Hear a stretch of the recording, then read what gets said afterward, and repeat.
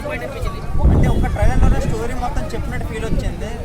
Trailer చూడగానే ఏదో routine మూవీయే మళ్ళీ విజయ్ దేవరకొండ పిక్ చేసుకున్నాడేమో, ఆల్రెడీ 4 పేపర్లో ఉన్నాడు, మళ్ళీ సేమ్ అలాంటిది ఇంకో సేమ్ కంటెంట్ చేస్తానని అనిపించింది. అంటే ఇప్పటి వరకు వచ్చిన మూవీలకు సంబంధించి కానీ ట్రైలర్కి సంబంధించి కానీ చాలా విభిన్నంగా ఉంది, కొత్తగా ఉందని చెప్తున్నారు. మరి మీరేంటి అది కొంత బాగాలేదని మాట్లాడుతున్నారు? అంటే ట్రైలర్ చూడగానే మనకి ఆల్రెడీ ఒక దేవరా సినిమా లేదా కొన్ని సినిమాలు అయితే గుర్తొస్తున్నాయి. ఒక స్పైగా మారడం, ఒక జైల్లోకి వెళ్ళి మళ్ళీ అక్కడ వాళ్ళ అన్ననే అని, అవన్నీ రొటీన్ కాన్సెప్ట్ చాలా వరకు మూవీస్ వచ్చాయి.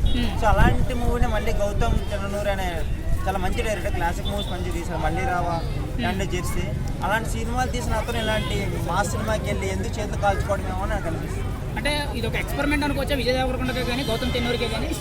ఇప్పుడు ఎక్స్పెరిమెంట్ గౌతమ్ తిరునూరి అయితే చేయొచ్చు, ఆయన మంచి ఫామ్లో ఉన్నారు కాబట్టి. విజయ్ దేవరకొండ ఆల్రెడీ 4-5 ప్లాపుల్లో ఉన్నారు.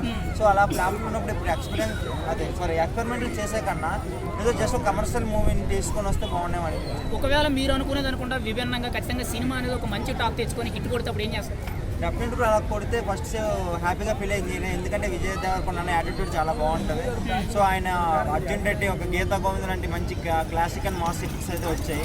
సో ఈ సినిమా కూడా అలాగే హిట్ అయితే నేను చాలా హ్యాపీగా ఫీల్ అవుతాను. ఇప్పుడు కింగ్డమ్ మూవీని ఆపుతామని చెప్పి ఆదివాసీలైన గిరిజనులందరూ కూడా కొంత ధర్నాలు నిరసనలు తెలియజేయడం జరుగుతుంది. అంటే గతంలో సూర్య మూవీ అయిన రెట్రో మూవీకి సంబంధించి ఒక ఆడియో ఫంక్షన్లో మాట్లాడుతూ కొంత ఆయన నోరు జారారని చెప్పి తెలిసింది. దాని మీద వ్యతిరేకత ఉంది. ఖచ్చితంగా సినిమాకి ఏమైనా ఎఫెక్ట్ ఉంటుందా?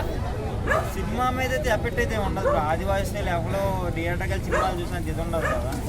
సో సినిమా మీద అయితే ఎఫెక్ట్ ఏం పడదు. చూసినంత నార్మల్ జనరల్ ఆడియన్స్ కాబట్టి సినిమా మీద పడదు. ఇంకా దీనివల్ల సినిమాకి హైప్ వస్తుంది తప్ప సినిమాకి వచ్చేది. అంటే విజయ్ దేవరకొండ ఇలా మాట్లాడడం అనేది ఎంత కరెక్ట్? ఆదివాసీల గురించి కొంత నోరు జారి తప్పుగా మాట్లాడడం అనేది ఆల్రెడీ సారీ చెప్పారు, ఓకే. కానీ ఏంటంటే ఇలా మాట్లాడడం అనేది ఒక పబ్లిక్ ఆడియన్గా నీ అభిప్రాయం ఏంటి? విజయ్ దేవరకొండ ఇంతకుముందు ఇంటర్వ్యూలో కూడా చాలా మాటలు అయితే వైరల్ మాటలు ఆడడం జరిగింది. సో అది కొంచెం అదుపులో పెట్టుకొని నీట్గా మాట్లాడితే ఇంకొంచెం ఫ్యూచర్ ఉంటుంది మూవీస్.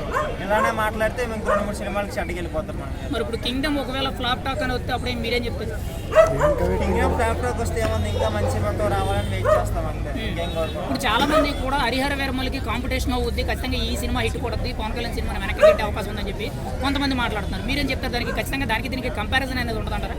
అలా అయితే ఉండదు. ఆల్రెడీ పవన్ కళ్యాణ్ సినిమా ఈ సినిమా రిలీజ్ అయ్యేతాడికి 8 days కంప్లీట్ అవుతుంది కదా.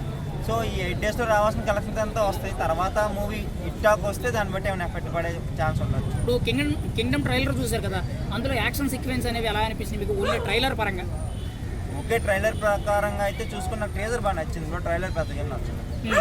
మరి సినిమా మీద ఎక్స్పెక్టేషన్స్ ఏంటి? సినిమా మీద ఎక్స్పెక్టేషన్స్ ఓకే, మరి ఈ సినిమాని చూడాలంత ఆతృత అయితే లేదు.